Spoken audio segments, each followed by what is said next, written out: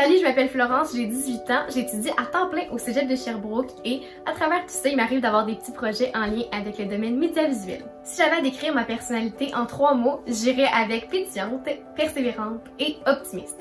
Ce que je pense que vous seriez surpris d'apprendre à mon sujet, c'est que malgré que je propage une énergie qui est hyper positive, il m'arrive quand même régulièrement d'être stressée. On dirait que j'ai toujours tendance à voir tout comme une grosse montagne, mais malgré tout, j'essaie de gérer ça au quotidien. C'est comme un petit défi, mais j'arrive à le faire.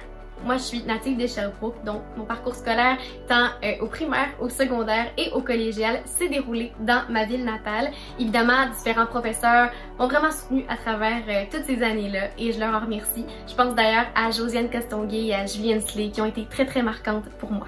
Si j'avais à nommer une seule chose qui me passionne, ce serait vraiment difficile étant donné qu'il y a beaucoup de choses qui m'animent dans la vie. Je suis vraiment quelqu'un qui se merveille à un simple rien. Mais si j'avais à mettre le doigt sur une seule chose, je pense que ce serait en lien avec le domaine des communications dans lequel je m'épanouis depuis quand même quelques années. Je pense vraiment que c'est avec un micro dans les mains que je me sens vraiment à ma place.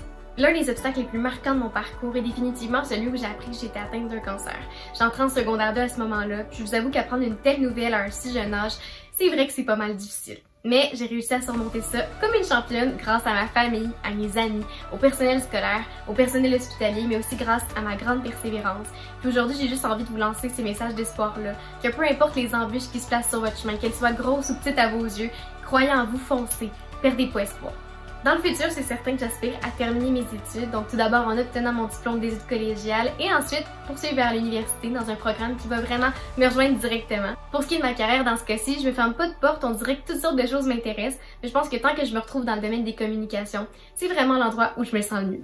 Si j'avais ne serait-ce qu'un seul conseil à vous donner, ce serait de ne pas vous fier à l'opinion des autres. Même si c'est difficile, puis présentement on vit dans une société où on est vraiment sujet à se comparer. Rappelez-vous que c'est vos rêves, vos buts, vos objectifs. Il n'y a rien de trop gros, tout est réalisable, mais il suffit juste d'y croire.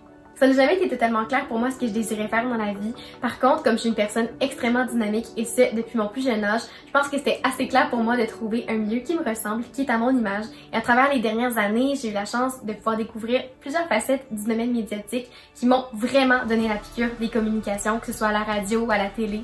Peu importe, je pense que c'est vraiment là que je me sens à ma place.